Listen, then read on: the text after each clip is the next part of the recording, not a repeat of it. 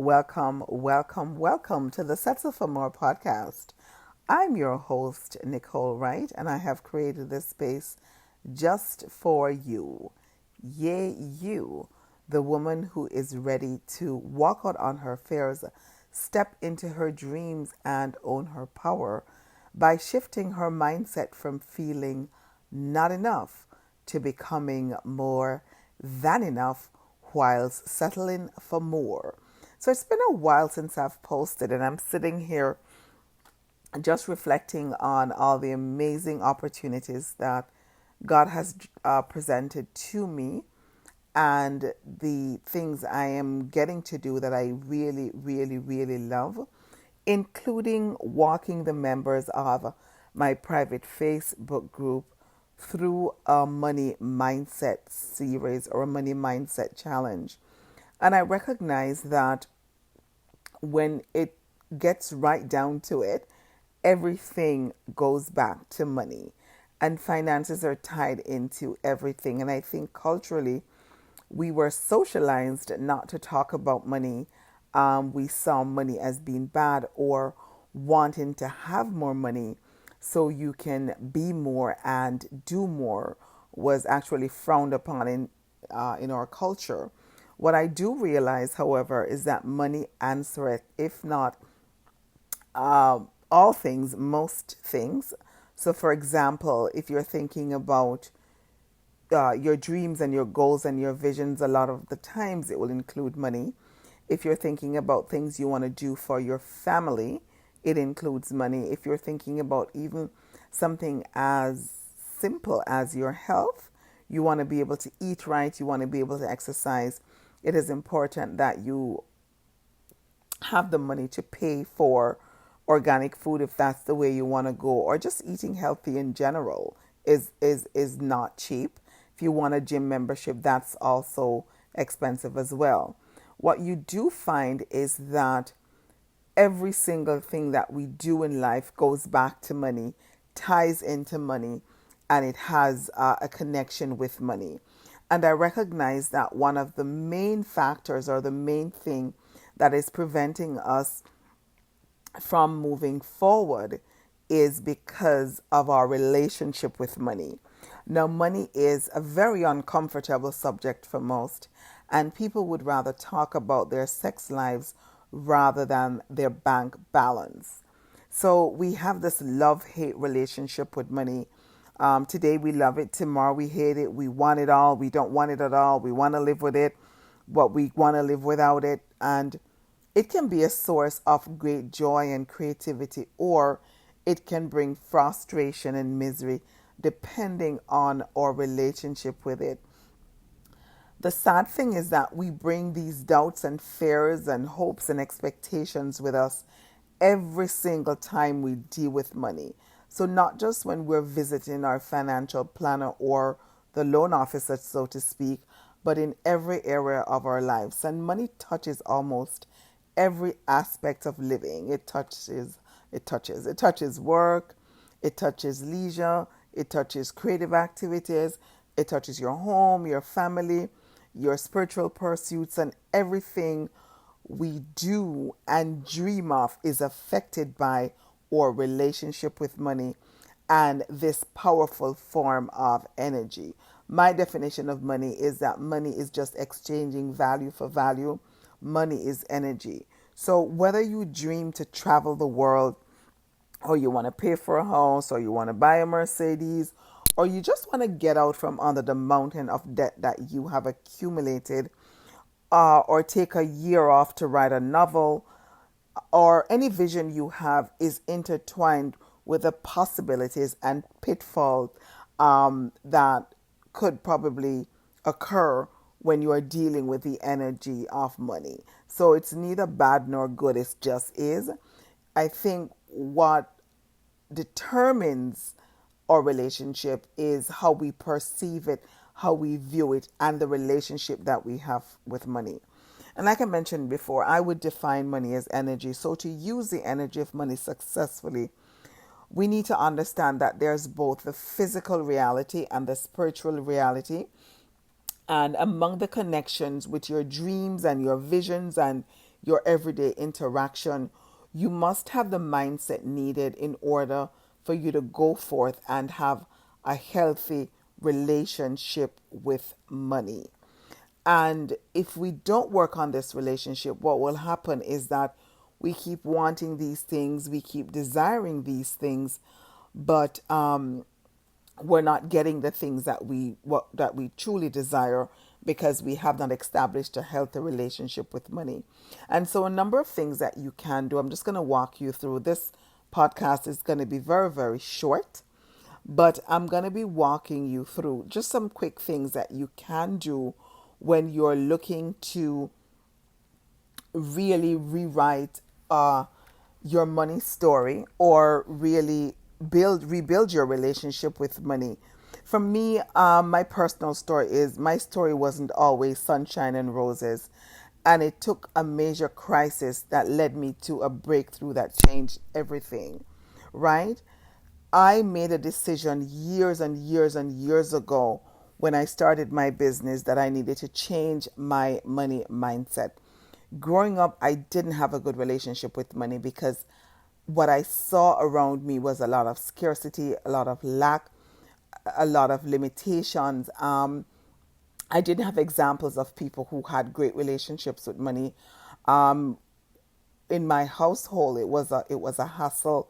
It was a bad thing. It was scarce. We didn't have it. There was no respect for money. And so, from a very young age, I used to get my lunch money for the week, and I would be out of money by Wednesday. And believe it or not, not now that I think about it, I used to spend my lunch money off and not even have bus fare to go home. And I used to be on the street begging people for money.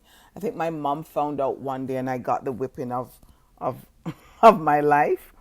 Yeah, but I had a bad relationship with money. I would sell tickets for like functions at school, and I don't know where the money went, and then I would have to use my lunch money to pay for the tickets that I had already collected money for.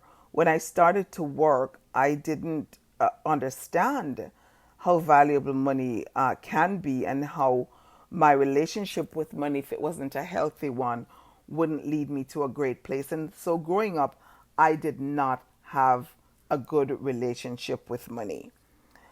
I opened a business, and then I read a lot. So I read The Power of Positive Thinking. That was the very first book that I was introduced to that changed my life.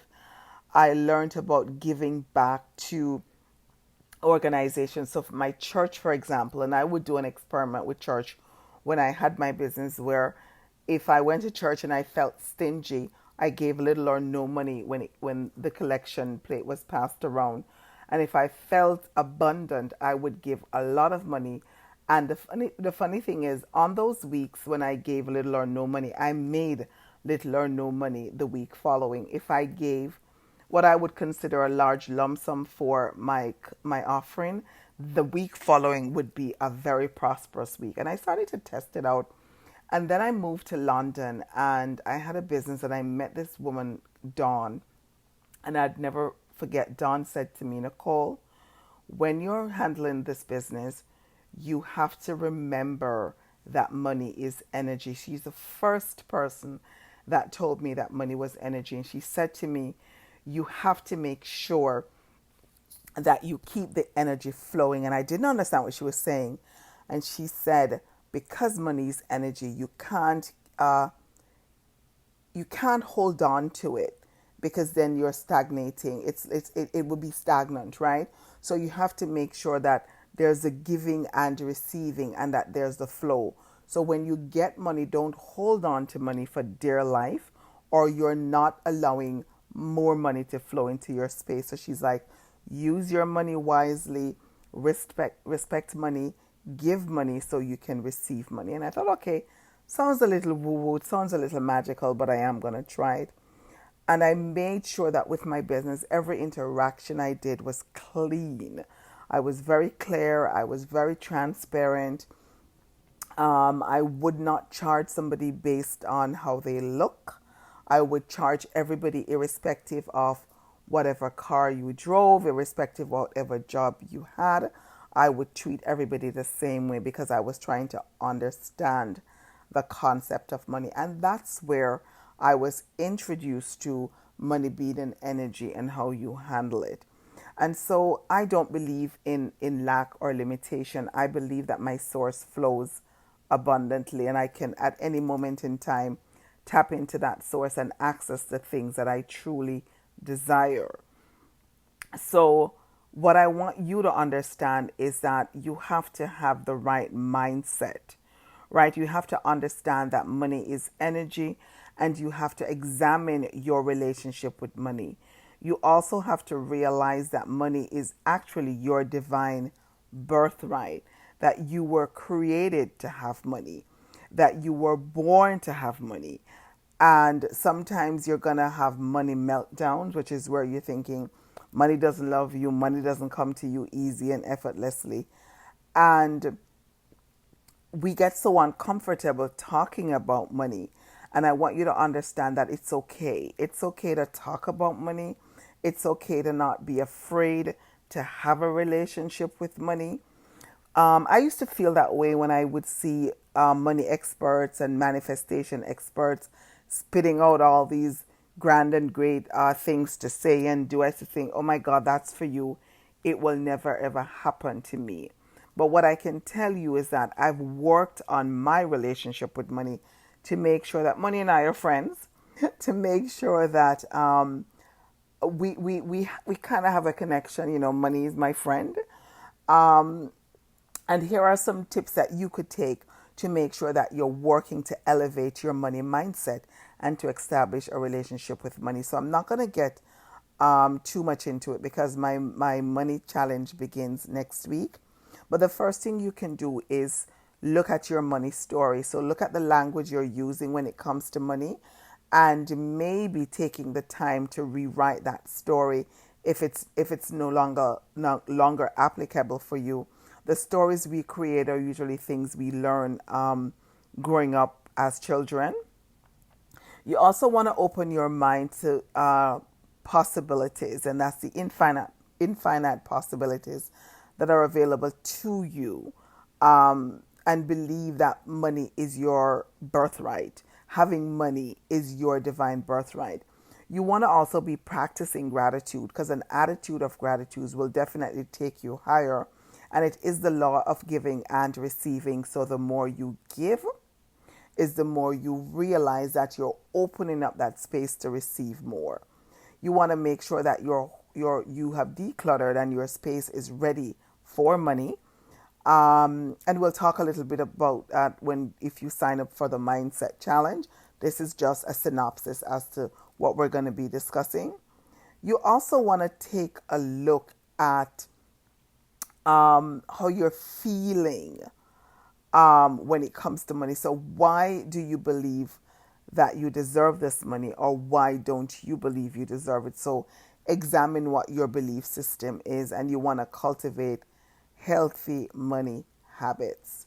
So in saying all that, what I want to remind you of is that you were made for more, and more includes more money. My hope is that you will join me on the 7-day Money Mindset Mastery series, where you can elevate your money mindset and open your hearts, your mind, and your soul to receive so much more than you ever thought was possible. Because I believe that whatever opportunities you want, whatever money you want, whatever your more is, it's out there for you. But you have to be willing and ready to reset your mindset and settle for more. Talk to you soon.